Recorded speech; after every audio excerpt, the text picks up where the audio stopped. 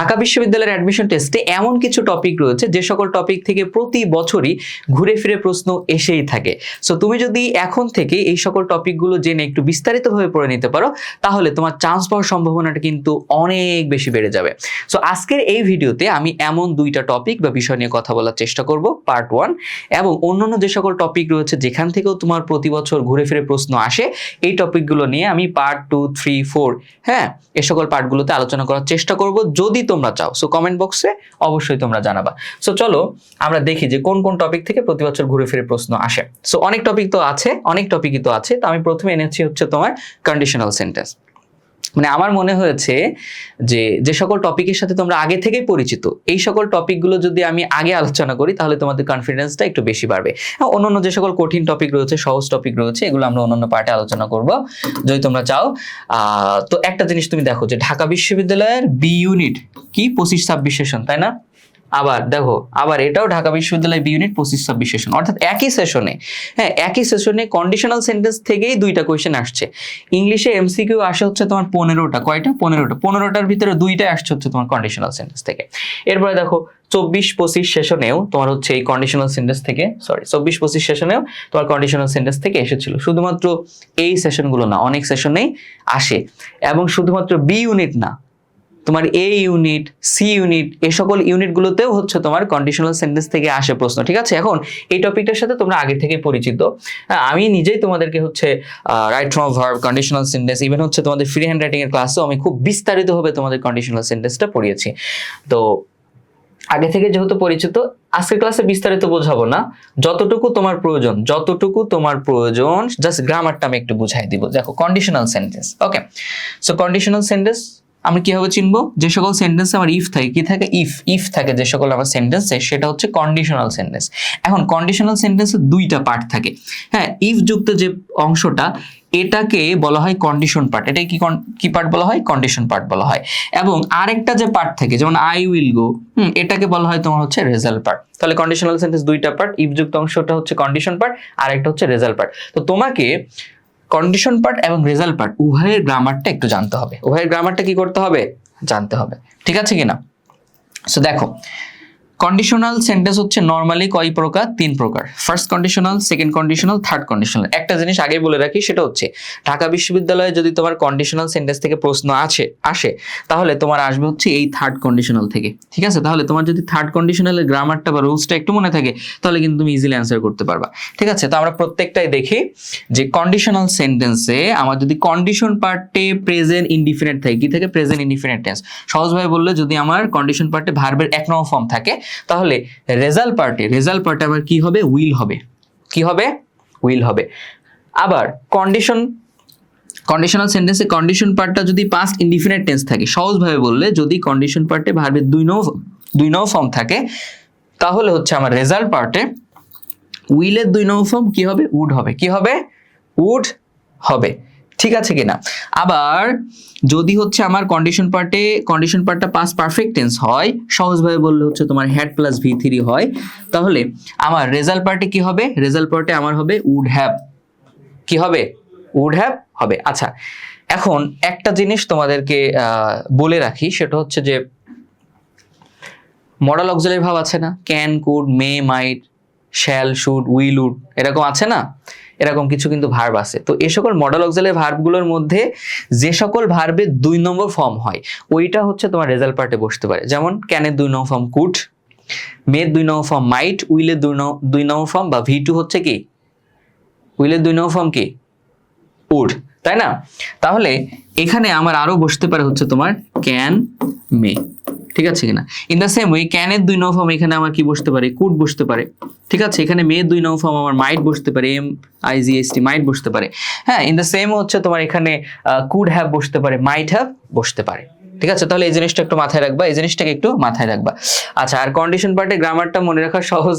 এটা হচ্ছে ভার্বে 1 নম্বর ফর্ম থাকলে সেটা হচ্ছে ফার্স্ট কন্ডিশনাল, ভার্বের 2 নম্বর কন্ডিশন পার্টে যদি ভার্বের 2 নম্বর ফর্ম থাকে তাহলে সেটাকে বলা হয় সেকেন্ড কন্ডিশনাল। সহজভাবে বলতেছে আর কি। আর কন্ডিশন পার্টে যদি ভার্বের 3 নম্বর ফর্ম থাকে তাহলে ওইটা হচ্ছে থার্ড কন্ডিশনাল। এভাবে তুমি সহজভাবে মনে রাখতে পারো। কোনটা কন্ডিশনাল এটা তুমি সহজভাবে এভাবে মনে রাখতে পারো। আচ্ছা, এখন হচ্ছে আমরা ঢাকা বিশ্ববিদ্যালয়ের কোশ্চেন সলভ করবি। আমি একটু কোশ্চেনটা সলভ করি। দেখো কি বলছে, হ্যাড তুমি আমাকে বলতে পারো ভাই এখানে তো কোনো ইফ নাই, কি নাই, ইফ নাই, তাহলে এটা কন্ডিশনাল সেন্টেন্স আমি কিভাবে বুঝবো? দেখো কোনো সেন্টেন্স, সহজভাবে বলি, কোনো সেন্টেন্স যদি হ্যাড দ্বারাই শুরু হয় তাহলে সেটা হচ্ছে থার্ড কন্ডিশনাল সেন্টেন্স। কোন সেন্টেন্স? Third conditional sentence. কোন সেন্টেন্স? Third conditional sentence. আচ্ছা, এই সকল বাক্যে তোমার হচ্ছে ইফটা উজ্জ্বল থাকে, কি থাকে? গোপন থাকে, উজ্জ্বল থাকে। মূলত বাক্যটা এরকম ছিল যে if I had been here, if I had been here, ঠিক আছে? মূলত বাক্যটা এরকম ছিল। সো এটাকে হ্যাড কন্ডিশনাল বলে। হ্যাঁ, হ্যাড কন্ডিশনাল। তো হ্যাড কন্ডিশনালে তোমার যেটা হয় সেটা হচ্ছে ইফটাকে উঠিয়ে দেওয়া হয়, দিয়ে হ্যাডটাকে সাবজেক্টের আগে আনা হয়। তাহলে কি হবে? Had I been here, third conditional. কি হবে? ভার্বের 3 নং ফর্ম আছে এখানে, যে হ্যাড আছে, ভার্বের 3 নং ফর্ম আছে। এই যে বিন, এটা হচ্ছে কিন্তু তোমার V3, এটা কি V3? দেখো am is are, এটা হচ্ছে ভার্বের 1 নং ফর্ম। হ্যাঁ, was are হচ্ছে তোমার, এটা হচ্ছে ভার্বের 2 নং ফর্ম, অর্থাৎ am is are V1, এটা 2 নং ফর্ম হচ্ছে was are। 3 নম্বর কি? 3 নম্বর হচ্ছে তোমার বিন। 3 নম্বর কি? বিন। তাহলে আমার যেহেতু এখানে হেড আছে আর ভার্বের 3 নং ফর্ম আছে, থার্ড কন্ডিশনাল, তাহলে আমার এখানে থার্ড কন্ডিশনালের গ্রামারটা অ্যাপ্লাই হবে, অর্থাৎ এইটার গ্রামার অ্যাপ্লাই হবে। ঠিক আছে কিনা? এটার গ্রামার অ্যাপ্লাই হবে। এখন তাহলে আমরা একটু সলভ করার চেষ্টা করি। দেখো আমার এখানে কোন অপশনটা হবে? শুড, কন্ডিশনাল সেন্টেন্সের রেজাল্ট পার্টে কখনো শুড বসে না। কি বসে না? শুড বসে না, তাহলে এটা ভুল। ওকে, মাস্টও বসে না, সো এটাও ভুল। ক্যান বসে, কিন্তু সেটা হচ্ছে ফার্স্ট কন্ডিশনাল সেন্টেন্সে বসে না, কিন্তু আমার তো এটা থার্ড কন্ডিশনাল সেন্টেন্স। তাহলে আমার কোনটা বসবে? এই যে এটা হচ্ছে আমার সঠিক অ্যান্সার। তো বিষয়টা হচ্ছে এই দেখো, এখানে আমার কি আছে? এই যে কুড হ্যাভ আছে, আর এই যে ভার্বের 3 নং ফর্ম আছে। হ্যাভের পরে হ্যাভ, হ্যাজ, হ্যাড, এটার পরে মেইন ভার্ব আসলে সবসময় ভার্বের 3 নং ফর্ম, এই যে V3 আছে। তাহলে had I been here I could have helped him,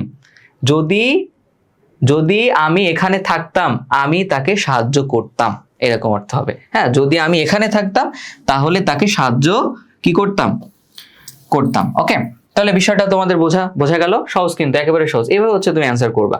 হ্যাঁ, থার্ড কন্ডিশনালের নিয়ম অনুযায়ী করে ফেললাম। দেখো বাকি যে দুইটা আছে, এই দুইটাও থার্ড কন্ডিশনাল। দেখো had plus V3, third conditional.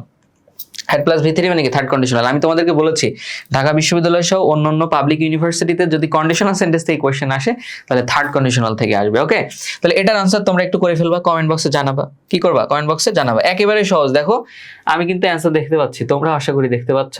এরপরে দেখো, এরপরটা দেখো, এটাও থার্ড কন্ডিশনাল থেকে আসছে। হ্যাড প্লাস এই যে V3, সরি, হ্যাড প্লাস এই যে হচ্ছে তোমার এখানে ভার্বের 3 নং ফর্ম।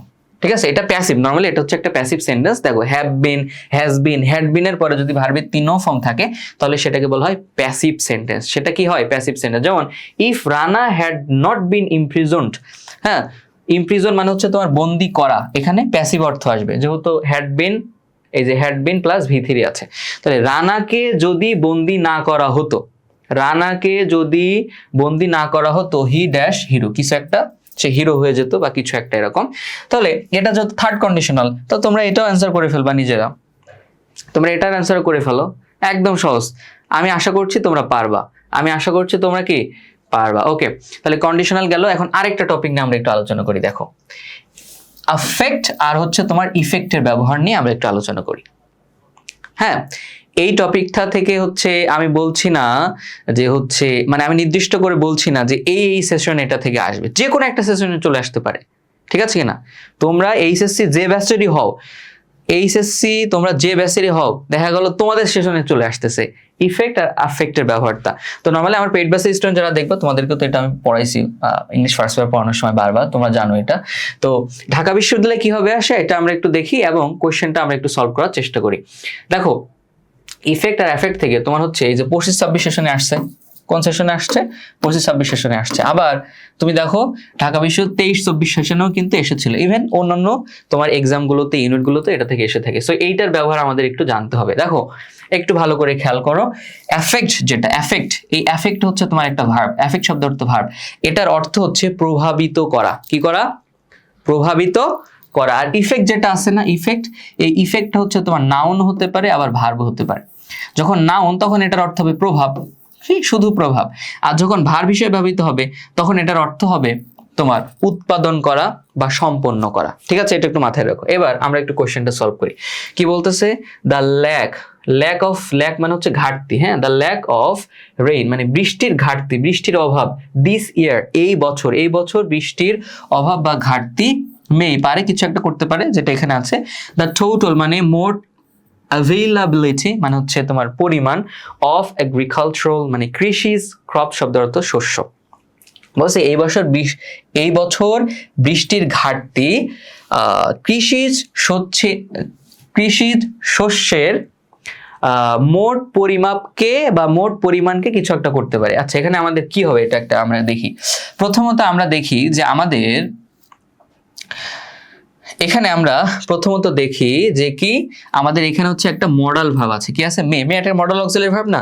সো মডাল অক্সিলারি ভার্বের পরে কিন্তু তোমার ডিরেক্ট ভার্বে 1 নং ফর্ম বসে। কি ফর্ম বসে? ডিরেক্ট ভার্বে 1 নং ফর্ম বসে। মডাল অক্সিলারি ভার্ব তোমাদের রাইট ফর্ম ভার্বে কিন্তু এটা এইচএসসি তে আসে, হ্যাঁ, এটা থেকে প্রচুর কোশ্চেন আসে, ভালো করে জানো। মডাল অক্সিলারি ভার্বের পরে ভার্ব 1 নং ফর্ম বসে। এবার আমি একটু সলভ করি, ডি নম্বরটা সঠিক কি সঠিক নয়। হ্যাঁ, অ্যাডভার্সলি মানে হচ্ছে খারাপ ভাবে বা প্রতিকূল ভাবে। হ্যাঁ, ইফেক্টেড এখানে কি আছে? ইফেক্টেড আছে। তো আমি এটা সঠিক অ্যান্সার নয়, কারণ ইফেক্টটাকে যদি আমি ভার্ব হিসেবেও ধরি তাহলে এটা তো ভার্বের 2 অথবা 2 এবং 3 নং ফর্ম যে কোনো একটা। ধরো এটা হচ্ছে ভার্বের 2 নং ফর্ম, আমার মেয়ের পরে তো ভার্বে 1 নং ফর্ম বসে, তো এটা তো আমার অ্যান্সার হচ্ছে না। হ্যাঁ, এটা কিন্তু আমার হচ্ছে না, গ্রামাটিক্যালি কিন্তু ভুল হচ্ছে। হ্যাঁ, অর্থগত দিক থেকেও ভুল, যেটা আমরা বি তে দেখবো। আচ্ছা, সি নম্বরটা পরে দেখি। বি নম্বর বলছে যে ইফেক্ট, বি নম্বরে কি আছে? ইফেক্ট। আচ্ছা, মে আমার মডাল ভার্ব, তাহলে এরপরে আমার ভার্বে 1 নং ফর্ম বসতে পারে। সো ইফেক্টটাকে যদি আমি ভার্ব হিসেবে দেখি, হ্যাঁ, তাহলে কিন্তু এটা আমার গ্রামাটিক্যালি এখানে বসতে পারে, বাট অর্থগত ভুল হবে। এটা যদি আমি এখানে বসে অর্থগত ভুল হবে, অর্থটা মিলবে না। কেমন হবে দেখো, অর্থটাকে হবে যে এই বছর কৃষিজ শস্যের, এই বছর বৃষ্টির ঘাটতি কৃষিজ শস্যের মোট পরিমাণকে উৎপাদন করতে পারে বা সম্পন্ন করতে পারে। হলো কোনো অর্থ? হয় নাই কিন্তু। হ্যাঁ, এরকম কোনো কিন্তু অর্থ হয় নাই, ঠিক আছে কিনা? সো এটা আমার হচ্ছে না। আবার এটাকে যদি আমি নাউন হিসেবে ধরি তাও হচ্ছে না, কারণ মেয়ের পরে তো আমার এখানে হচ্ছে ভার্ব লাগবে, একটা মেইন ভার্ব লাগবে, মেইন পরে কি একটা মেইন ভার্ব লাগবে, তো আমি এটাকে নাউন হিসেবে ধরে এখানে বসাতে পারবো না, এটাও আমার ভুল। তাহলে এটা ভুল। আচ্ছা, এ নম্বরটা আমি একটু দেখি, মেয়ের পরে আমার কি হবে? মেয়ের পরে আমার হচ্ছে এখানে কি লাগবে বলো তো? মেয়ে যেহেতু মডেল ভার্ব, এখানে আমার একটা মেইন ভার্ব লাগবে। কি লাগবে? মেইন ভার্ব লাগবে। তো এই বাক্যে দেখো, এই বাক্যে হচ্ছে এফেক্ট একটা মেইন ভার্ব আছে, হ্যাঁ, আবার হ্যাভটা হয় এখানে অক্সিলারি ভার্ব অথবা মেইন ভার্ব, ঠিক আছে কিনা? আচ্ছা, বিষয়টা আমি জটিল না করি, সেটা হচ্ছে যে আমি যদি হ্যাভটাকে এখানে মেইন ভার্ব হিসেবে ধরিও, মানে হ্যাভ কিন্তু বাক্যের মেইন ভার্ব হতে পারে, যেমন আই হ্যাভ এ বুক, আমার একটা বই আছে। সো হ্যাভটা থাকা অর্থে হচ্ছে মেইন ভার্ব হতে পারে, মেইন ভার্ব। এই বাক্যে হ্যাভটা কেটে দাও, কোনো ভার্ব নাই, সো হ্যাভটা হচ্ছে এই বাক্যের main verb. I have a book, আমার একটা বই আছে, আমার একটা বই আছে। সো আমি যদি এখানে হ্যাভটাকে মেইন ভার্ব হিসেবে ধরি, যে the lack of rain this year may have, মানে এবছর বৃষ্টির ঘাটতির থাকতে পারে, হ্যাঁ, থাকতে পারে, মে হ্যাভ থাকতে পারে, অ্যাডভার্স মানে খারাপ, এফেক্ট, তখন এই এফেক্টটা কিন্তু আবার এখানে মেইন ভার্ব চলে আসতেছে। এক বাক্যে তো 2টা মেইন ভার্ব বসতে পারে না। সো সেই হিসাবে কিন্তু আমার এই অপশনটা কিন্তু ভুল হচ্ছে। কি হচ্ছে? ভুল হচ্ছে। আবার আমি যদি এখানে হ্যাভটাকে অক্সিলারি ভার্ব হিসেবে ধরি, তাহলে এক বাক্যে 2টা কেন অক্সিলারি ভার্ব বসবে? সো এটা ভুল, মানে সব দিক থেকে এটা ভুল, ঠিক আছে কিনা? আচ্ছা, এখন তাহলে আমার সঠিক অ্যান্সার হচ্ছে সি, অ্যাডভার্সলি এফেক্ট, এইটা আমার হবে। বিষয়টা কেমন? মে হচ্ছে আমার মডাল ভার্ব, এটার পরে ভার্বে 1 নং ফর্ম লাগবে। এই যে আমার এফেক্ট হচ্ছে এটা ভার্বে 1 নং ফর্ম। সো গ্রামাটিক্যালি ঠিক আছে, আবার অর্থগতও ঠিক আছে। এফেক্ট মানে কি? প্রভাবিত করা। তো তুমি এখানে উত্তর করো যে এই বছর বৃষ্টির ঘাটতি কৃষিজ শস্যের মোট পরিমাণকে প্রভাবিত করতে পারে। অর্থাৎ এই বছর যে বৃষ্টির ঘাটতি হয়েছে, বৃষ্টি ভালোভাবে হয় নাই, ঠিকঠাক হয় নাই, এই জিনিসটা তোমার হচ্ছে কৃষির যে শস্য আছে এটার মোট পরিমাণকে প্রভাবিত করতে পারে। অর্থাৎ আগে বেশি শস্য হতো, এখন হয়তো কম হবে, এরকম একটা জিনিস। ঠিক আছে, তাহলে এই জিনিসটা বুঝতে পারছো? আশা করি বুঝতে পারছো। না বুঝতে পারলে কমেন্ট বক্সে জানাবো। এরপরে দেখো, ঢাকা বিশ্ববিদ্যালয় বি ইউনিট 23-24 সেশনে যেটা এসেছে, আমরা এটা একটু দেখি। দেখো, প্রথমে আমার আছে ডাব্লিউএস ওয়ার্ড। কি আছে? WH word. তো ডাব্লিউএস ওয়ার্ড দ্বারা ইন্টারোগেটিভ সেন্টেন্স কিভাবে তৈরি করতে হয় তোমরা জানো? হ্যাঁ, তোমরা যারা নতুন স্টুডেন্ট, পেইড ব্যাচের যারা আছো তারা পারবা, যারা নতুন তারা হয়তো পারবা না। সো আমি এই জিনিসটা একটু বুঝাই দিই। এই যে এখানে কোয়েশ্চেন মার্ক আছে, তার মানে এটা ইন্টারোগেটিভ সেন্টেন্স। তো ডাব্লিউএস ওয়ার্ড দ্বারা কি হবে? কোয়েশ্চেন তোমার ইন্টারোগেটিভ সেন্টেন্স তৈরি করতে। আমি বললাম যে হি হি রিডস বুকস, সে বই পড়ে। হি রিডস বুকস, সে বই পড়ে। ওকে, এখন আমি যদি বলতে চাই সে কিভাবে বই পড়ে, তাহলে কিভাবে অর্থে আমি এখানে হাউ আনবো, হাউ ডাব্লিউএস ওয়ার্ডটা আনবো। এরপরে সে কিভাবে বই পড়ে, ইন্টারোগেটিভ সেন্টেন্স না, তাহলে তোমার যেটা করতে হয় যে ইন্টারোগেটিভ সেন্টেন্সে বা ডাব্লিউএস ওয়ার্ডের পরে তোমার অক্সিলারি ভার্বটা আনতে হয়। অক্সিলারি ভার্ব, এখন হি রিডস বুকস, এই বাক্যে আমার কোনো অক্সিলারি ভার্ব আছে নাই। দেখো প্রেজেন্ট ইনডিফিনিট টেন্সে অক্সিলারি, প্রেজেন্ট ইনডিফিনিট টেন্স এবং পাস্ট ইনডিফিনিট টেন্সের অক্সিলারি ভার্ব থাকে না। হ্যাঁ, এটা হচ্ছে তোমার বের করে আনতে হয় টেনে। ওকে, সো প্রেজেন্ট ইনডিফিনিট টেন্সের অক্সিলারি ভার্ব হচ্ছে ডু ডাজ, পাস্ট ইনডিফিনিট টেন্সের অক্সিলারি ভার্ব হচ্ছে ডিড। সো আমার এখানে ডু অথবা ডাজ নিতে হবে, যেহেতু আমার ভার্বের সাথে এস আছে তাহলে আমি এখানে ডাজ নিব। কি নিব? ডাজ নিব। অর্থাৎ সাবজেক্ট যদি তোমার থার্ড পারসন সিঙ্গুলার নাম্বার হয়, হ্যাঁ he third person singular number না, তাহলে আমার ডাজ নিতে হবে এখানে, এই হিসেবে তুমি ধরতে পারো। হাউ ডাজ হি বসবে, এবার বাদ বাকি যা আছে বসে যাবে, রিড বুকস। ঠিক আছে, how does he read books, সে কিভাবে বই পড়ে। এখানে রিডের সাথে এস ছিল, এখানে নাই, কারণ আমি হচ্ছে অলরেডি একটা ভার্বের সাথে এস যুক্ত করছি। হ্যাঁ, ঠিক আছে, অর্থাৎ সহজভাবে বললে প্রেজেন্ট ইনডিফিনিট টেন্সে ডাজ বসলে বা ডু বসলে মেইন ভার্বের সাথে যদি এস বা ইএস থাকে, ওইটা থাকে না, ওটা উঠে যায়। আচ্ছা গেল, এবার আমি হচ্ছে এবার এগুলো একটু দেখার চেষ্টা করি। কি বলতেছে, how does the food effect Purnima's lifestyle. আচ্ছা, এখন এখানে আমার হাউ এর পরে অক্সিলারি ভার্ব ডাজ আছে। হ্যাঁ, সেটা মনে হচ্ছে যে একটু সঠিক, হ্যাঁ মনে হচ্ছে যে সঠিক, কিন্তু এইখানে আমার ভার্ব আছে কি দেখো তো, এখানে আমার ইফেক্ট হচ্ছে এটার, ওই যে আগে দেখালাম ইফেক্টকে যদি আমি নাউন হিসেবে ধরি তাহলে তো এটা হচ্ছে না, কারণ এই বাক্যে আমার মেইন ভার্ব লাগবে। তো ইফেক্টটাকে যদি আমি হচ্ছে মেইন ভার্ব হিসেবে ধরি তাহলে অর্থ হবে তখন উৎপাদন করা বা হচ্ছে সম্পন্ন করা। অর্থটা কিন্তু হচ্ছে না যে কিভাবে খাদ্য পূর্ণিমা যে মেয়ে তার লাইফস্টাইলকে সম্পন্ন করে উৎপাদন করা, হইলো? কোনো অর্থ হয় না, সেটা ভুল। আবার এখানে হাউয়ের পরে কোনো অক্সিলারি ভার্ব নাই, ডাব্লিউএস ওয়ার্ডের পরে কোনো অক্সিলারি ভার্ব নাই, সো এটা ভুল, আর দেখলাম না। এটা হচ্ছে বি নম্বরটা, আমরা একটু দেখি বি নম্বরটা দেখি, যে বলছে হাউ ওয়াজ দ্য ফুড। আচ্ছা, হাউয়ের পরে অক্সিলারি ভার্ব আছে একটা, হাউয়ের পরে অক্সিলারি ভার্ব একটা আছে, হ্যাঁ ওয়াজ আছে, বুঝলাম যে অক্সিলারি ভার্ব আছে। এখন the food affect, তো অজ প্রেজেন্ট কন্টিনিউয়াস টেন্সে কি অজার বসে না? প্রেজেন্ট কন্টিনিউয়াস টেন্সে যখন অজার বসে, অজার পরে যে ভার্বটা আসে ওটার সাথে কিন্তু আইএনজি যুক্ত হয়। কি যুক্ত হয়? যেমন I was going there, so অজের পরে এখানে গোয়ের সাথে আইএনজি যুক্ত হয়েছে, আই ওয়াজ গোয়িং দেয়ার, আমি সেখানে যাচ্ছিলাম। সো আমার যদি এখানে এফেক্ট ভার্বের সাথে আইএনজি থাকতো তাহলে আমি ধরে নিতাম যে এটা সঠিক, যে how was the food affecting Purnima's lifestyle, যে কিভাবে পূর্ণিমার লাইফস্টাইল বা জীবনধারাকে খাদ্য প্রভাবিত করছিল, তখন হতো। কিন্তু এটা কিন্তু হচ্ছে না, তাহলে এটা ভুল। তাহলে হাউয়ের পরে এখানে অক্সিলারি ভার্ব ডাজ আছে, আবার এখানে আমার মেইন ভার্ব হিসেবে অ্যাফেক্টও আছে, তাহলে এটা মনে হচ্ছে সঠিক। How does the food affect Purnima's lifestyle, কিভাবে পূর্ণিমার লাইফস্টাইলকে খাদ্য প্রভাবিত করে। তাহলে এই বাক্যটা আমার সঠিক, হ্যাঁ সঠিক। প্রেজেন্ট ইনডিফিনিট টেন্স হওয়ার কারণে এখানে অক্সিলারি ভার্ব ডাজ হয়েছে, আবার এখানে আমার মেইন ভার্ব অ্যাফেক্টই আছে, অ্যাফেক্ট হচ্ছে আমার এখানে মেইন ভার্ব। তাহলে আমার কিন্তু এই কোশ্চেনটা সলভ করা হয়ে গেল। সো এটা তোমার যে কোনো একটা সেশনে চলে আসতে পারে। সো এই জিনিসগুলো একটু ভালো করে শিখে নেবে। আজকের এই ক্লাসে আমি সহজ দুইটা টপিক নিয়ে আলোচনা করেছি, সামনের ক্লাসগুলোতে আমি হচ্ছে আরো অন্যান্য বিষয় নিয়ে আলোচনা করব যেগুলো কঠিন কিংবা সহজ। এর আগে আর একটা ভিডিও দিয়েছি যে 1 মার্ক কমন নামে, যে 1 মার্ক অবশ্যই আসবে ওইটা, হ্যাঁ ওইটাও তোমরা ইউটিউব চ্যানেলে আছে, ফেসবুকে আছে, দেখে নিবা। আর তোমরা যারা সিআরডিএমের সাথে এখনো কানেক্টেড নও, তোমাদেরকে বলি যে এইচএসসি 26-27 জন্য এবং পরবর্তী যত ব্যাচ আসবে সবার জন্যই আমাদের কিন্তু একাডেমিক এবং অ্যাডমিশন সাপোর্ট গ্রুপ খোলা হয়েছে সিআরডিএমের। তো এই গ্রুপে হচ্ছে আমরা এইচএসসির স্টুডেন্টদেরকে এখন থেকে একাডেমিক এবং অ্যাডমিশনের সকল প্রকার সাপোর্ট দিয়ে থাকি। সো তোমরা যে এখনো যুক্ত হও নাই, আমাদের গ্রুপে যুক্ত হয়ে যেতে পারো, হ্যাঁ গ্রুপে যুক্ত হয়ে যেতে পারো। আর যারা হচ্ছে সঠিক গাইডলাইন এবং স্ট্র্যাটেজি মেনে ঢাকা বিশ্ববিদ্যালয়ে একটা সিট নিজের করে নিতে চাও, হ্যাঁ তারা হচ্ছে আমাদের এই যে 0 to DU যে ব্যাচটা আছে, এই ব্যাচে তোমরা ভর্তি হয়ে যেতে পারো। অ্যাডমিশন, প্রি অ্যাডমিশন এবং অ্যাডমিশন যে কোর্সটা, এখানে তোমরা ভর্তি হয়ে যেতে পারো। তোমার যদি একেবারে লেভেল থাকে 0, আমরা তোমাকে একদম 0 থেকে ঢাকা বিশ্ববিদ্যালয়ে চান্স পাওয়ার উপযোগী হিসেবে গড়ে তুলবো ইনশাল্লাহ। তো প্রি অ্যাডমিশন এবং অ্যাডমিশন দুইটা কোর্সে তুমি মাত্র পেয়ে যাচ্ছ 2500 টাকায়, মানে সব থেকে কম মূল্যে, সব থেকে কম বলে 2500 টাকা পেয়ে যাচ্ছ। তো 1000 টাকা দিয়ে তুমি যদি প্রি বুকিং করো, 1000 টাকা দিয়ে তুমি যদি প্রি বুকিং করো